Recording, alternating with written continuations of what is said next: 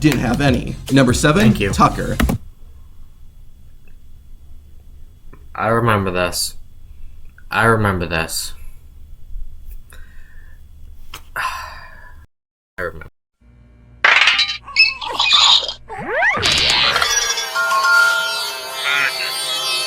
What is up, guys? It is Hayden, and today we're going to be reacting to the top 10 worst heel turns ever in WWE.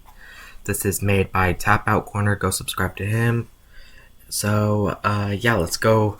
Let's watch it. Here's an example of a good heel turn. Oh my God! Classic moment. And this is a bad heel turn. I got your little girlfriend's contract right here. Goldberg. What the heck? We're going to be talking about the latter in this video. Girlfriend's contract. And he ate it. What? I do remember that they made Goldberg CW did, but that was a part of it? Okay. And I'm sorry to say, it only gets worse from here. Number 10, Daniel Bryan. Now, I'm not talking about when Daniel Bryan became the World Heavyweight Champion, or when he turned heel in 2018 after becoming the WWE. I remember this. Like, where he became, like, the new Daniel Bryan, the Planet's champion. I remember that. It was... And that was when he won the WWE Championship, like, when he was feuding with Kofi Kingston. Bro. I loved that, bro. Motion detected at the front door. Are you done? Alright. Be champion. The heel turn I'm talking about happened in between those two. In the summer of 2013, Daniel Bryan organically rose to become WWE's hottest star. Bryan was pretty much the polar opposite of what WWE wanted its top stars to be like, so they tried to fight the fans and go in a different direction. In late 2013, Daniel Bryan became the target of the Wyatt family. This led to several matches between Bryan and the three Wyatts, but it all changed on the final Raw of 2013. During the show, Daniel fought Luke Harper, Eric Rowan, and Bray Wyatt in a gauntlet match. This was Bryan's breaking point, and after it was all done, the American Dragon gave in. The machine would never let me win, no matter how loud you people chanted. With that, Daniel Bryan turned heel and became part of the Wyatt family. I think WWE was hoping this would kill Bryan's momentum, but it didn't work. 2 weeks after Daniel Bryan joined, he turned on the Wyatts and became a face, or good guy. Yeah, that was honestly stupid that they turned him heel, because he was like growing to be like a top star. Like when LA Knight, he became really popular. People were starting to really get along with him, kinda. So it's honestly just stupid that actually happened. Now that, like, looking back at it, kinda. Again, the biggest problem with this heel turn is that it happened at the absolute worst time. Daniel Bryan's popularity was on the rise, and rather than go along with it, WWE tried to fight it. That's what I'm saying. Just... Now, I do give WWE credit for course correcting pretty quickly, and this heel turn didn't hurt Bryan's popularity or his eventual win at WrestleMania 30. However, things only get worse from here. Number 9, Los Matadores. Remember Los Matadores? They were one of the many incarnations of Primo and Epico. I won't say the tag team was phenomenal, but it was memorable. The gimmick of two masked Spanish bullfighters was colorful, and they even had a mascot, El Torito. In fact, had Los Matadores not been formed, we may have never gotten WLC. I've seen clips of While fans remember all that, most don't remember that the group did turn heel. In September 2015, Los Matadores lost a match to the Dudley Boys due to a miscommunication involving El Torito. Afterward, Diego attacked the mascot and turned the group heel. Devon and Bubba then intervened and put the bullfighter through a table. Following the heel turn, Los Matadores only had one match as heels, and it was nothing to write home about. After that match, Los Matadores disappeared, and when they returned, they were under a completely new gimmick. If Los Matadores was going to retire less... So, they only had, like, one match? Like, as heels? Okay. So, it's most likely that either they were going to put, like, a new gimmick, or didn't know on, like, how it was going to work, and just instantly scrapped it. Either one or the other. I'm going with that. In the week after they turned heel, then why have them do it in the first place? Maybe WWE just knew a heel Diego and Fernando wouldn't work, so they decided to stop it before it started. If that's true. the case, That's I true. wish WWE would have done the same thing to the heel turns we're about to see at number 5 and below. Before that though, number 8, Jeff Hardy. Jeff Hardy's heel run in TNA from 2010 to 2011 is loved by some and hated by others. Bro, Jeff, bro. This is a GOAT. Like, one of my favorite wrestlers of all time, Jeff Hardy. I don't care what anyone says. Like, seriously.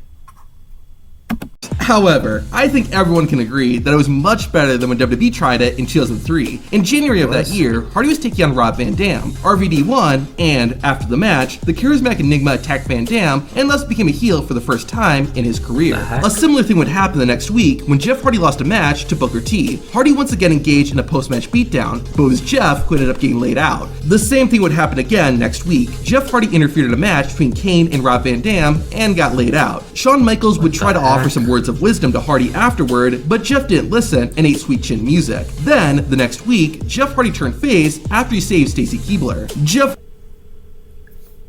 They barely did anything with it. Like he pretty much got attacked for most. Honestly, yeah, this is one of my first times looking at this. I can agree. Jeff Hardy is inherently a hard character to make heel since he does the awesome high-risk moves that fans like. Exactly. And this is exactly what I'm talking about. It would be impossible to make a popular character turn heel. Seriously.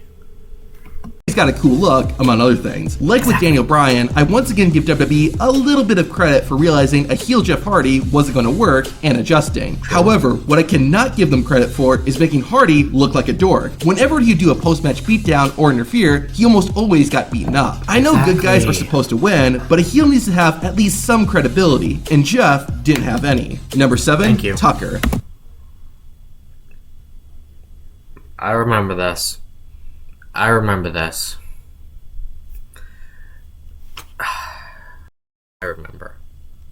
While Heavy Machinery wasn't one of the all-time great tag teams, it was by no means bad. I actually loved it. They should have been tag team... Heck, multi-time tag team champions. I don't care what anyone says. These were entertaining as fuck. I don't care what anyone says. And after they turned him heel, it was completely pointless. I remember this. The team had some entertaining moments and a number of solid matches. Exactly. However, it was clear that WWE prioritized Otis over Tucker, and that was made crystal clear with Tucker's heel turn. In 2020, Otis won the Money in the Bank briefcase. However, due to several months worth of storytelling, Otis had to defend the briefcase against The Miz. During that match, Tucker attacked Otis and thus turned him heel. We were supposed to be a team, but I was the workhorse. I carried the load. Now, the reason behind Tucker's heel turn wasn't bad, but the problem was WWE did nothing with it.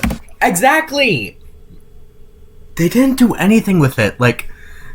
They didn't even have a single match, and he would just make on and appearances. It's just fucking stupid. Otis and Tucker never even had a match against each other. 8 days after Tucker's heel turn, he had a match with Ricochet and lost in 38 seconds. Oh yeah, Tucker did become the 24/7 champion for all of 1 minute. After that, Tucker would be off TV for months, and once he returned, he was released a few days later. Tucker's heel turn was just pointless, and it seemed like it was just a way for Otis to lose the Money in the Bank briefcase. Number 6? Eugene. I remember this guy. I don't remember him turning heel. But I was about to say, they did nothing with it and just seemed like a way to him just to lose it. They absolutely derailed him. They massacred not only my boy, but the entire tag team. Eugene. Eugene is a character that WWE likely would prefer you forgot. He debuted in 2004 as the nephew of Raw General Manager Eric Bischoff. What makes Eugene such a controversial character is that he was special. Yeah, but I saw a couple clips of him. I mean, sure, it aged terribly, but it's one of those that fans actually got with, but it kind of aged terribly, but it's still good. Like, he had a couple of funny moments. I ain't gonna cap. In fact, the Eugene character is inspired by the autistic son of wrestling legend Rip Rogers. While the character was controversial, Eugene did become popular with fans and was instantly a babyface. Exactly. Like, I remember, like, yeah, fans could actually get some, like, I remember Ruthless Aggression, like, I've seen videos, like, where they would just make gimmicks. Yeah, pretty much. Like, sure, they had, like, wrestlers who were actually good, but they also focused on mostly gimmicks, I guess. Eugene remained that way for the majority of his career, but not for all of it. In late 2006, Eugene formed a tag team with Jim Duggan, and they even challenged for the World Tag Team Championship. The group was unsuccessful in their attempts, causing Eugene to snap. After losing a match, Eugene attacked his tag team partner and turned heel. Don't laugh at me! I am special! The Eugene character could never work as a bad guy, and the whole Exactly. Like, just... I've seen most gimmicks. Like, a gimmick like this, it wouldn't work as a bad guy at all. I'm just being real. The whole heel turn just felt like it was done for shock value. It was going to be a challenge to get fans to hate a character who is supposed to have special needs, and WWE barely tried. Within a month, WWE dropped it, and Eugene went back to being a good guy again. Alright, now we're getting into the really bad stuff. Brace yourselves. Number 5, Nikki ASH. In June I remember this. I will admit, people don't really say the Nikki ASH gimmick wasn't good, but me personally, I kind of liked it. Like, sure, it wasn't compared to Nikki Cross's like whole crazy, insane personalities, but it was alright. I actually really liked it, and it did make her women's champion. So, yeah, I can understand people's criticism. 2021, Nikki Cross debuted a new character, Nikki ASH, almost a superhero. Naturally, Nikki was a good guy, or girl, and the gimmick was pretty good too. It was a lot more flashy and colorful than most women on the roster. Plus, it led to Nikki winning Money in the Bank and then cashing in to become Raw Women's Champion. To those who don't know, fun fact, I was actually at the 2021 Money in the Bank. And I remember Nikki ASH won the bank. And Big E, he also won it. I swear. Those were actually some W picks. I ain't go cap. After that, Nikki ASH teamed up with Rhea Ripley, and the two became the women's tag team champions. As a face, Nikki ASH was alright. That was, until she turned heel. In January 2022, Nikki attacked Ripley and became a villain. It was similar to when the Hurricane turned heel and became Gregory Helms. However, unlike Helms, Nikki ASH kept using the exact same character. And true, like, it would have made sense, like, if she would have, like used, like, different music or like different person, I guess, or just go back to her Nikki Cross gimmick in general, like kind of make it like kind of opposite. It just stayed the same. Like, after the heel turn, not a lot was remembered, like, except for being 24/7 champion. And when she went back, she completely missed the trash can. I remember that clip. She just completely missed it. Entrance music and all. I think the idea was that she was so delusional that she still thought she was a hero. But then, should she change her character from almost a hero to an actual hero? The character didn't work as a heel, and part of that might be because she didn't have any great storylines or rivalries after she turned. Regardless, exactly. Like, a lot of it wasn't memorable at all. WWE eventually agreed and had Nikki ASH revert to her original Nikki Cross persona. Number 4, Mick Foley. Mick Foley is one of those beloved wrestlers because of his willingness to put his health and safety on the line to entertain fans. Yep. Also, fun fact, I actually met Mick Foley. He a lit guy, I'm telling y'all. On top of just being a wonderful human being. While Mick Foley had worked as a heel in the 90s, by the 2000s, Foley had cemented himself as a true fan favorite. That's why Yeah, due to this man being an absolute GOAT in hardcore wrestling, pretty much. Like, bro put his life and health on the line to entertain people. He lost his ear, he broke multiple bones, he jumped off Hell in a Cell just to do this. Exactly. In 2006, it was so bizarre to see Mick Foley turn heel. That year, Mick Foley began a rivalry with Edge, leading to their iconic WrestleMania match. I've seen that clip. Later, Foley would face One of the most iconic clips. I ain't gonna cap. Edge again in a triple threat match involving Tommy Dreamer. However, it was all a setup, and Edge and Foley attacked Dreamer, turning Foley heel. Listen to this crowd reaction. Smart to stay outside and Foley from behind. What? Did you hear it? No? Well, that's exactly the point. At this stage in Mick Foley's career, nobody wanted to boo him. The man had given up his health to give fans the best matches possible. That's Who in true. their right mind is gonna boo that? Now, the reason behind the heel turn in storyline was that Mick Foley was impressed by Edge, so he decided to join him. The heel turn didn't last super long though, with Foley turning face again during his rivalry with Ric Flair later in the year. Another reason this heel turn was so bad is that by 2006, Mick Foley had been making sporadic appearances in WWE. It was like when WWE made Dusty Rhodes heel in 2011, or Shawn Michaels in 2013. That's true. Like, using part-time, like, wrestlers as heels, it ain't gonna work. And if it's like this, definitely not gonna work. I'm just telling y'all.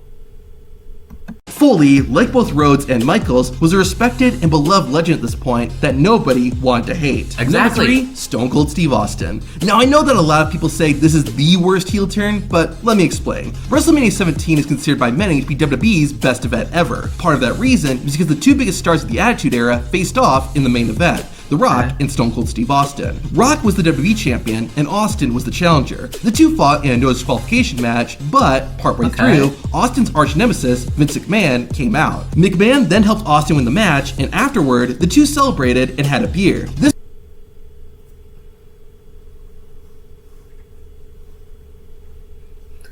I've seen clips of them absolutely hating each other. That's what they did? Like, what? This turned Stone Cold Steve Austin, the most popular wrestler on the roster, into a heel. While it was shocking, it didn't make any sense. These two had spent years making each other's life a living hell. And all of a sudden, they were cool with each other? Also, soon after aligning himself with McMahon, Stone Cold joined forces with Triple H too. You know, the man who hired Rikishi to hit Austin with a car. Stupid storytelling. Anyway, stupid storytelling. The biggest problem, though, was that fans couldn't stop cheering Austin. He was just that popular. The heel turn felt like a swerve, so the show could end with a swerve. But the numbers show it was the wrong move. After WrestleMania 17, WWE's TV viewership dropped, and so did their pay-per-view buys. The other big issue was that there wasn't really another main event face that could fill Stone Cold. Exactly. Like, I don't think there's anyone who could have beat Stone Cold's popularity. Let's keep it 100. Void. The Rock was gone after WrestleMania to film a movie, and while there were still top-level face wrestlers, they weren't near the level that Austin was at. Now, the reason I don't have this heel turn at number 1 is because afterward, Stone Cold did have some pretty funny moments, especially involving Kurt Angle, so it's hard to say it's the absolute worst. Plus, Stone Cold did eventually turn face again, and had another WrestleMania classic with The Rock in 2003, thankfully without any BS swerves. And I did remember WrestleMania 40, which... Or not WrestleMania 40, WrestleMania 38. That me and my dad went to. I remember that Steve Austin actually faced Kevin Owens in one last match. Which, I ain't gonna lie, it was not bad. Not bad match. Do you see a name down below? That made the number 2. I've seen clips. I can't get mad at it. I can understand people's criticism. And people can hardly argue that this is one of the worst heel turns of all time, based on what I've been seeing. Respectfully. Number 2, Michael Cole. Involving WWE commentators in storylines is often a difficult thing to do. Some work out alright, like with Pat McAfee. Just when I was talking about WrestleMania 38, I remember Pat McAfee and Austin Theory were having little feud. And also, Vince had one final match, even though he was way past wrestling, and took the worst stunner ever, just to remind y'all. Like one of the worst stunners Stone Cold ever gave out. But a lot don't. WWE tried not once, but twice to make Jim Ross a heel, but both failed. In fact, Ross actually got cheered after kicking Michael Cole in the nuts. What? Mania.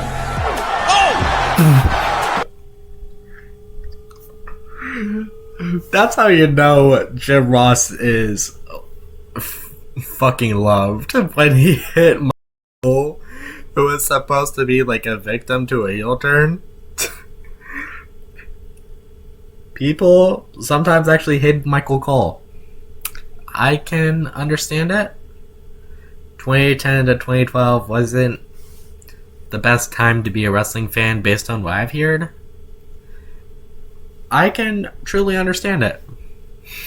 What the? Speaking of Michael Cole, while heel Jim Ross was bad, heel Michael Cole was much worse. JR didn't stay a heel for too long, but Michael Cole was a heel for over 2 years, and the only reason he stopped was because of Jerry Lawler's real-life on-air heart attack. Exactly. Now, what about Michael Cole made him such a lousy heel? Well, unlike heel commentators like Jesse Ventura and Bobby Heenan, who were entertaining, Michael Cole was just obnoxious and annoying. Well, the reason we put 6 divas in this matchup is because what we can't make up for in quality, we make up for in quantity, or something like that. Cole was also the main commentator for WWE, being the play-by-play guy, so fans heard his voice more than anyone else on the show. Now, there's an argument that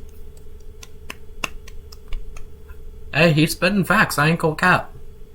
Michael Cole was actually the best heel, since he made so many people legitimately upset. That's the true. only problem was, as a commentator, Michael Cole couldn't get beaten up. Sure, he did get in the ring from time to time, but those were exceptions. Yeah, I've seen Unlike some everyone moments. else on this list, there was never any payoff to Cole's heel antics, and that's why he's so high up. However, what could be worse than heel Michael Cole? Well, and the number 1 worst heel turn in WWE is Dean Ambrose.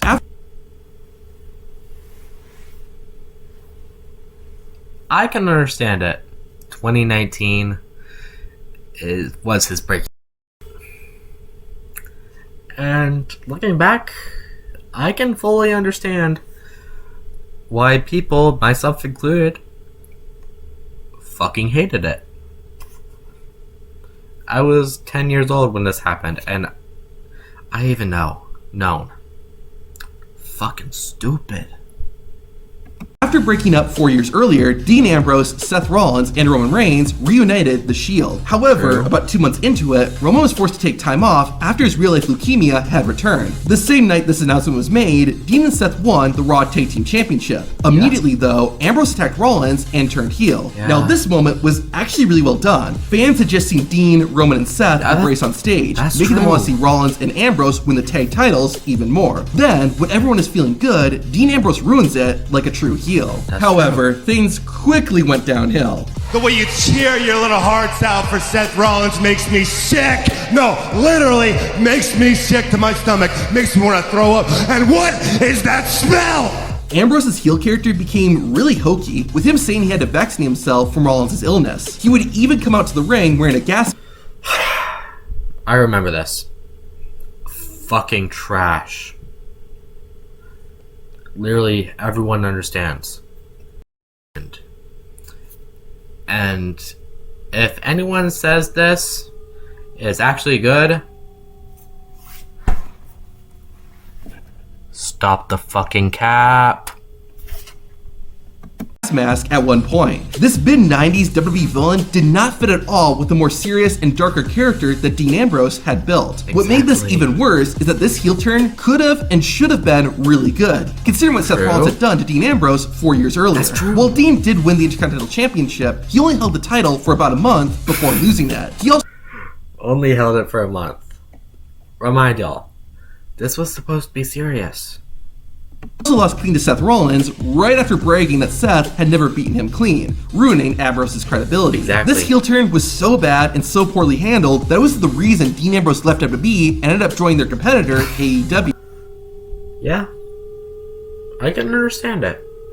On top of that, just 4 months after Dean's heel turn, he reunited with Rollins and Roman Reigns to reform the Shield. The whole reason Ambrose turned heel in the first place was because he said the Shield made him weak. Not only did this contradict Dean Ambrose's actions, it made his heel turn entirely pointless. Ambrose himself was rightfully upset about this.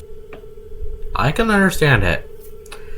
It wasn't all sunshine and dandy for his final days. Understand it. Is this the end? And there's actual video of Yeah, it's the end. Alright. I actually really like reacting to content so far. So, let me know on what other content I should react to, because I don't want to react just to Tap Out Corner and other WWE stuff. Just let me know if y'all have any ideas. Like, I'll be interested, obviously. I am interested in making more content besides react videos as well. So let me know on what I should react to. Also, like, subscribe, whatever you have to do. Just thank you.